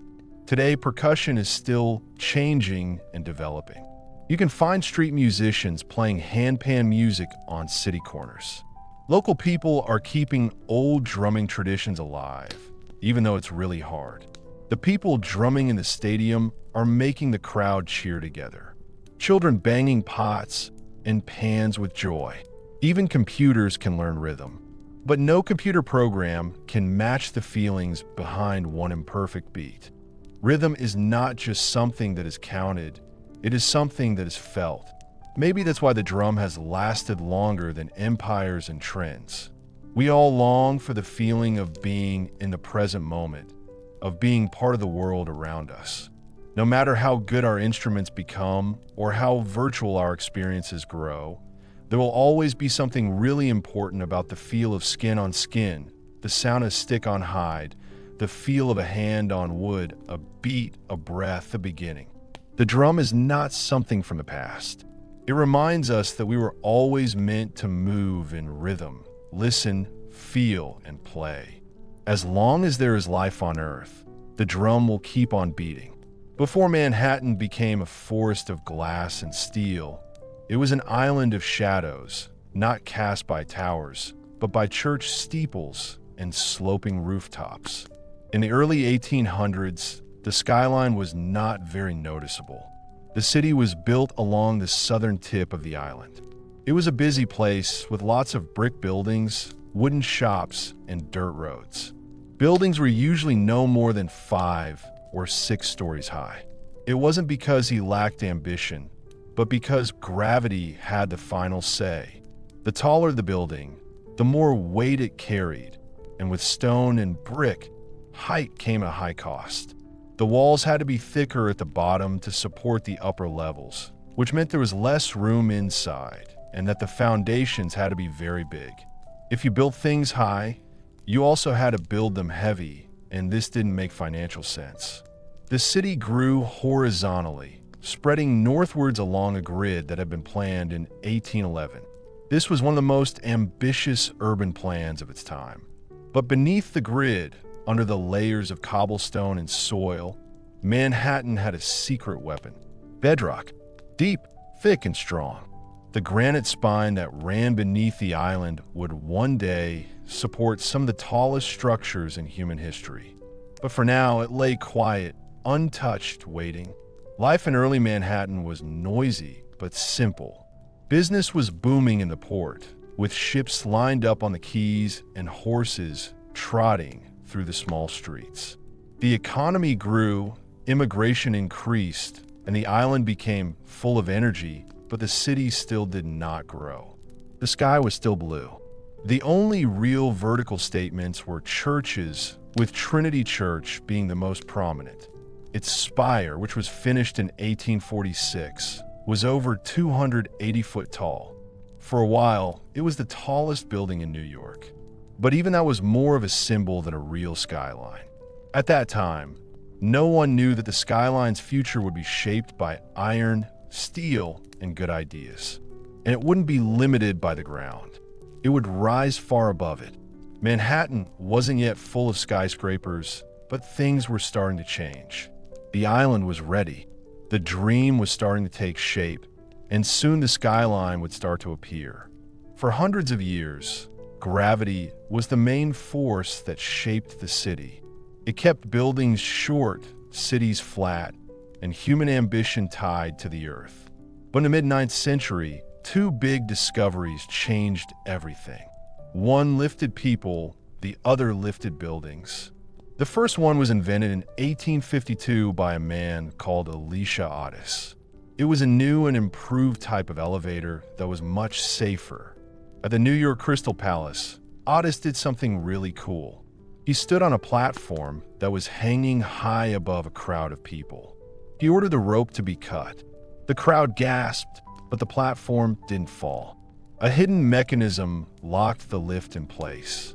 In that one amazing moment, Otis changed the rules about how tall things can be. Until then, the top floors of buildings were the cheapest. No one wanted to climb stairs. But once elevators became safe and easy to use, people started to want to live on the upper floors because they were bright, airy, and prestigious. The idea of a vertical city suddenly made sense in terms of the economy. But moving people up wasn't enough. Buildings still used load-bearing walls, which got thicker and harder to move up higher. This is where the second innovation arrived: the steel skeleton. In the 1880s and 1890s, engineers started using steel frames to support the weight of buildings. This allowed exterior walls to become thin curtains rather than heavy structural anchors. This method, called steel frame construction, gave architects more freedom. They could now build as high as the frame could support. Suddenly, being tall was no longer a problem. It was a strategy. The technology had arrived. The materials were here. And Manhattan, with its solid bedrock and booming economy, was the perfect place to do this. The island is quite small, which meant that people had to think about how to use every bit of space. It was also the capital of the country, so the banks and newspapers wanted their names to be seen by everyone. The elevator made the sky accessible. The steel skeleton made the sky buildable. Together, they didn't just change architecture. They changed what a city could be. Now the race would begin, not outward, upward. By the late 19th century, New York City was no longer happy to grow randomly. It wanted to fly. The ground was full. The streets were full of people, and the only place left to build was on top of the buildings. With its steel frame construction and the elevator now in place, Manhattan became a place where people could test their ideas, and the skyline became a symbol of ambition. The first shots were fired in the 1890s. In 1890, the New York World Building, home to Joseph Pulitzer's newspaper empire, was built. It was 20 stories above Park Row. It was the tallest office building in the world, but only for a short time. The Park Row building was next, and it was 391 foot tall. It was built in 1899.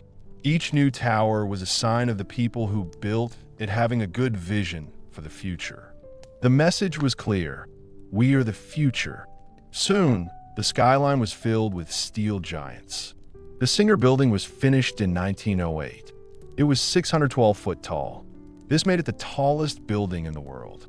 It was also the first building to be higher than the spire of Trinity Church. Trinity Church had held the record for over 50 years. But even that wouldn't last. In 1913, the Woolworth Building was the tallest. It was designed by architect Cass Gilbert and funded in cash by retail magnate Frank W. Woolworth. It grew 792 feet high, with 55 stories, showing off its neo-Gothic beauty. People used to call the Woolworth Building the Cathedral of Commerce. It was tall. It was impressive, like a lesson in architecture about America's rise as a modern power. But this wasn't just about architecture. It was a battle of branding. Companies and institutions competed to build the tallest, most distinctive buildings, which would make their names well known. Every new height was a headline, every outline a symbol.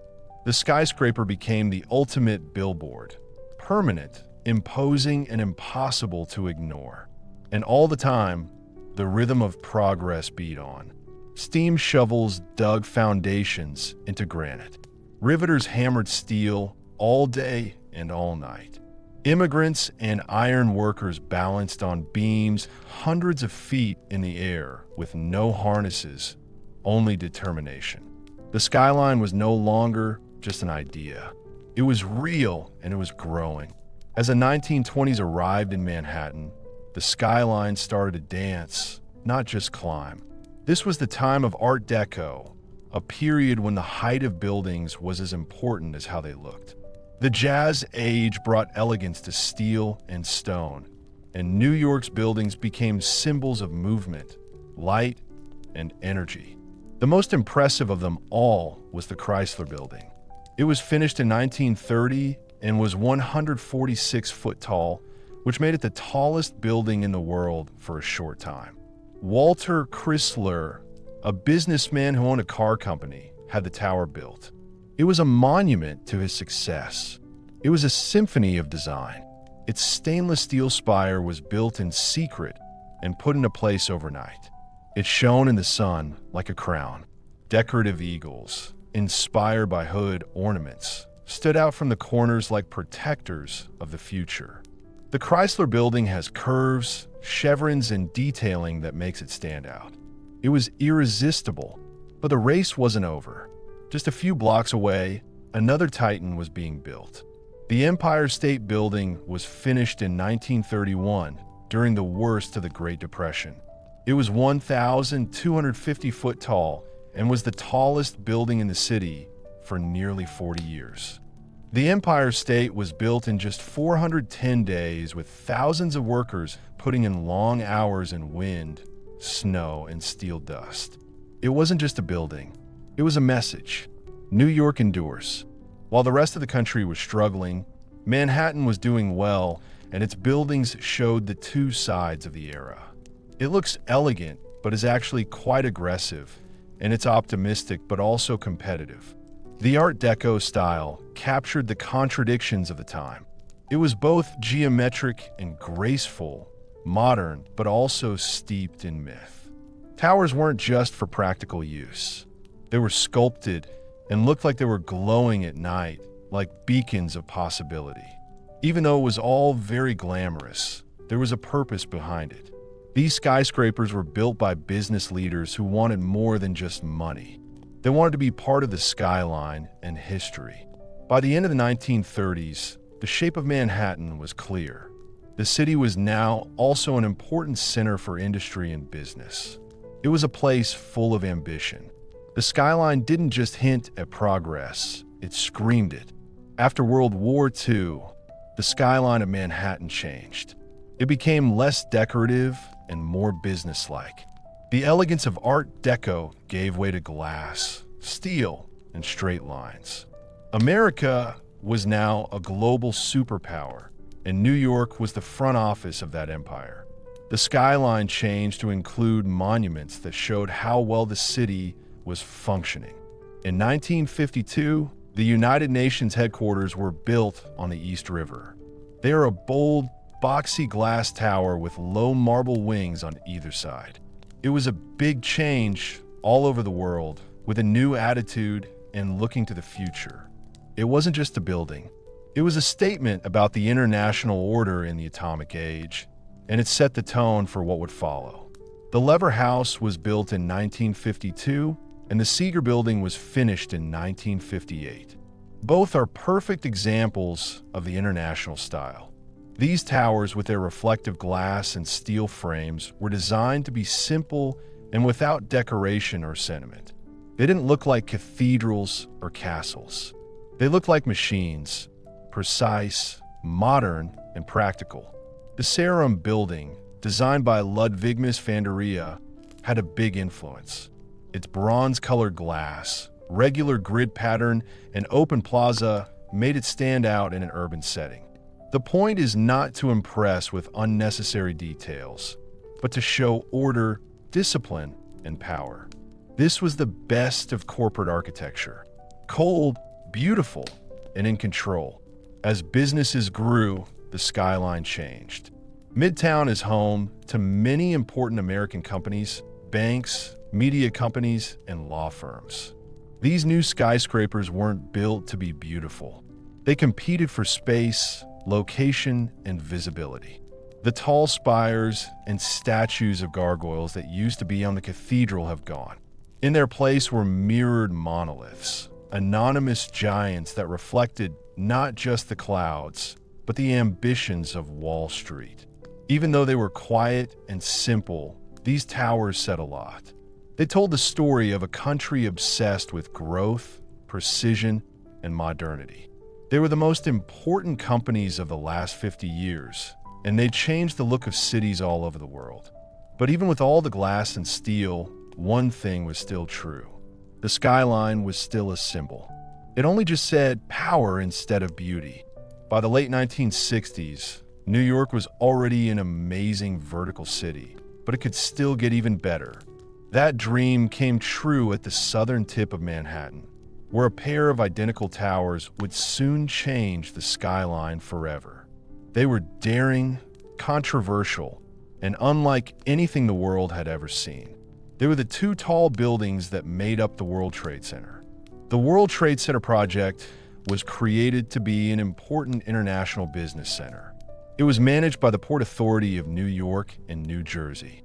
The buildings were designed by architect Minoru Yamasaki, who had a very simple, minimalist style. Vertical lines, aluminum cladding, no setbacks. Each tower would be over 1.6 meters tall, making them much bigger than any of the other buildings. The ambition wasn't just for the building. It was ideological, a statement of global connectivity, a new temple for capitalism. The construction of the building began in 1966. To make room, an entire neighborhood, Radio Row, was raised. The foundations needed a new method called the slurry wall, which let engineers build deep into the soft riverbed while holding back the Hudson.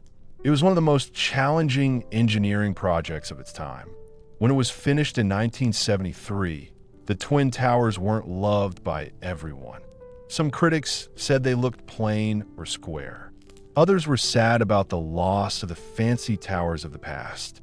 But to many, the towers were impressive. They looked bold, confident, and powerful. They didn't dance with the sky like the Chrysler. They didn't taper like the Empire State. They stood firm, like two pillars of certainty and strength. The World Trade Center was more than just buildings. It became an international symbol of business, of unity, and of American strength. People came from all over the world to visit the viewing decks, to eat at windows on the world, or simply to gaze up in awe from the plaza below. For almost 30 years, the Twin Towers were the tallest buildings in Lower Manhattan. They were the foundation of the skyline, making it look balanced and important. And while other cities built taller structures, none of them were as iconic as the two towers rising side by side. The skyline had changed again. This time, it's not about the decoration or the art, but about achieving something really big. On the morning of September 11th, 2001, the skyline of Manhattan changed forever. It will not be achieved using cranes or construction equipment, but rather through violence and smoke.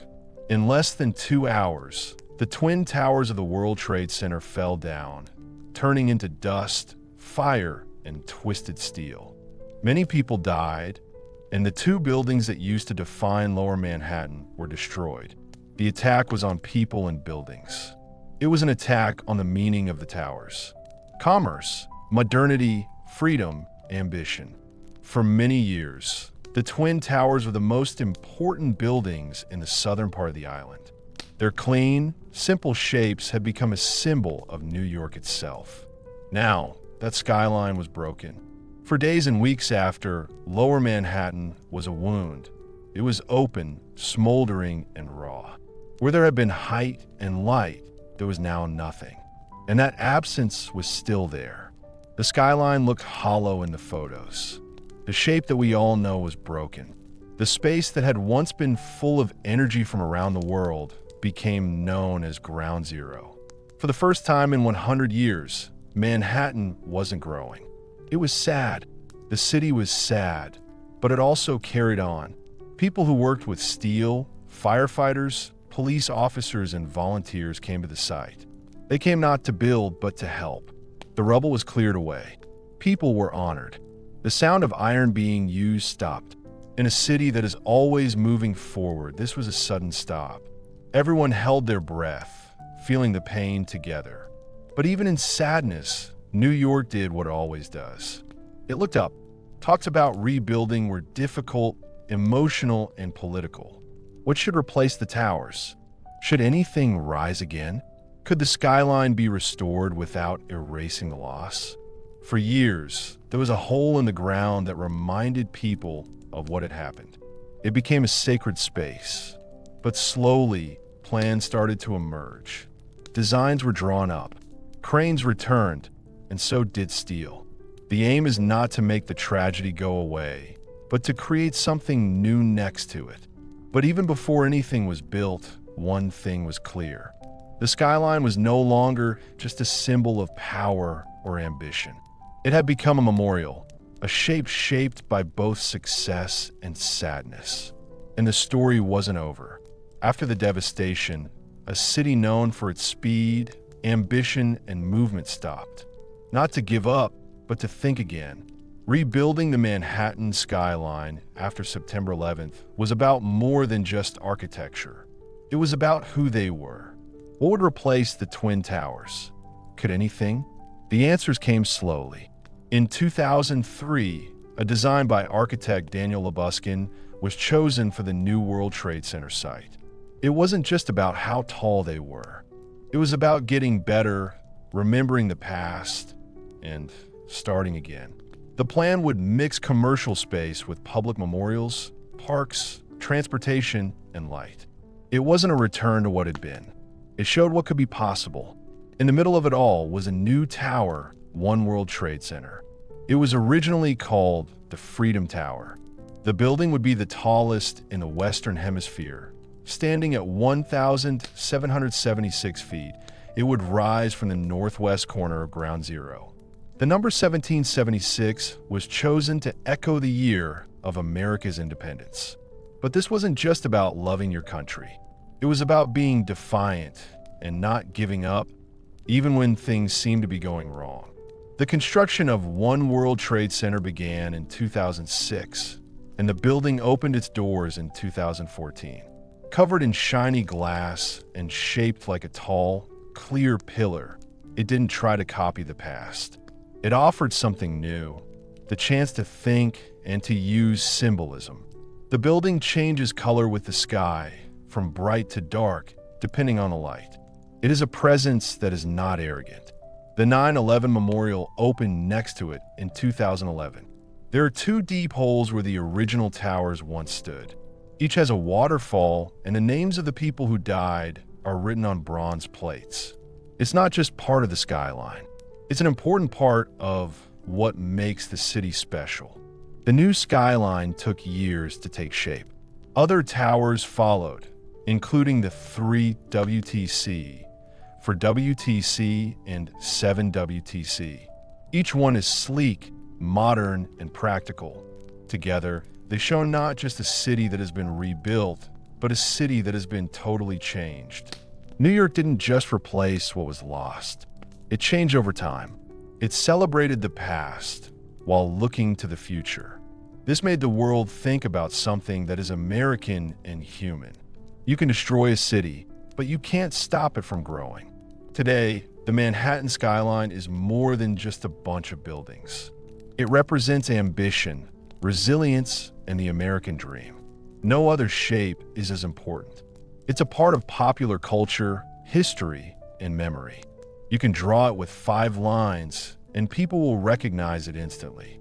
It tells the story of brave engineers, strong iron workers, architects who imagined tall towers reaching into the sky, and immigrants who traveled across oceans to help build them. It's about taking risks, getting rewards, and changing. The constant movement of New York itself. It has never been finished, and it never will be. The skyline is always changing. In recent years, it has increased even more, but not in Lower Manhattan. This time, the vertical race was held in the town center. Along Billionaires Row, very tall residential towers like 432, Park Avenue, Central Park Tower, and 111 West 57th Street now stand tall in Midtown. These skyscrapers are amazing constructions. They are very thin, windy, and made for very rich people. Critics call them extremely unfair. Others see them as amazing examples of modern ambition. Meanwhile, in Hudson Yards, a new neighborhood has appeared. It has glass towers, public art, and corporate headquarters where there used to be rail yards. The skyline now stretches farther west, changing as the city grows and develops. But even as the city grows, it still looks the same. The Empire State Building still glows at night. The Chrysler still looks great in the morning sun. And One World Trade Center stands tall and proud. The skyline remembers the past while looking to the future. More than any monument or statue, it is the skyline that defines New York. This is true both in terms of its form and its meaning. It is a place where people have built many times, through good times and bad times, wars and injuries. A city of millions, made up of steel and glass. It marks the point where the city ends. It marks the star of dreams. Because in Manhattan, the sky is the limit. It's just the next floor.